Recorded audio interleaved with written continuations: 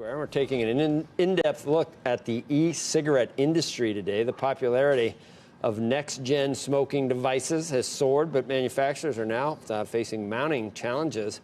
And Wall Street is taking notice. Aditi Roy joins us now with more. Aditi, good morning.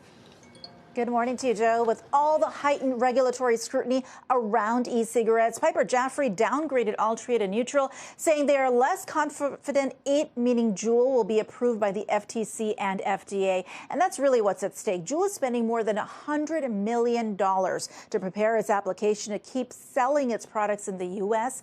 To win approval, the company has three big strategic goals. One is to fight teen vaping. It's a big priority for the FDA and lawmakers. Another is to battle counterfeits and Juul-compatible products not sanctioned by the company. To do that, it's used lawsuits, worked with federal agencies, and helped in 37 federal raids and 25 state-level ones. And finally, it's hedging its portfolio. There's so much noise domestically on the regulatory front that it's focusing heavily on international expansion. Since last year, Juul has launched in 18 countries, most recently in Belgium last week.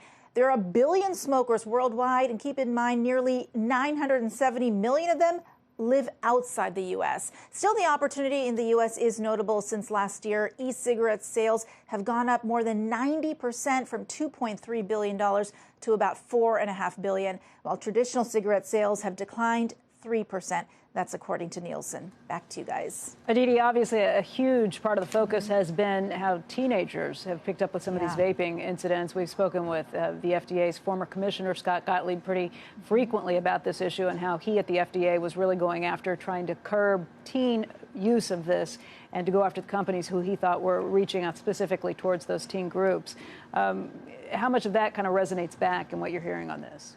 It's huge. I mean, obviously they're being very aggressive, the company Juul, about the Tobacco 21 initiatives and things like that. But it seems like it's really hard to tell whether that's going to really convince the FDA to approve their products.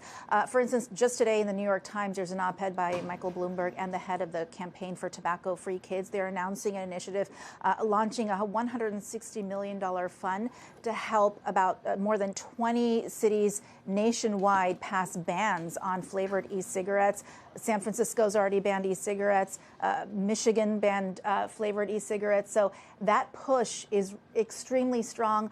In that Piper note, they said, again, that they're not sure whether it's going to pass FDA approval. The teen vaping stuff really weighs heavily on lawmakers and regulators. We've been talking today about how New York Governor Andrew Cuomo is also considering banning these flavored e-cigarettes. And just hearing, watching in the stock market at least, how this is having an impact on companies like Altria, which now owns about a third of Juul. What do you think happens next in terms of how these companies try to get ahead of the regulatory headwinds that are really following and facing this? Well, we know that Juul has poured a lot of money into lobbying, for instance, and has increased the lobbying spend. They're hiring notable people from politics. I know in San Francisco there's a push. They're pushing an initiative in November that'll be on the ballot to overturn that ban. So they're also marshaling all of their political resources in order to fight that fight.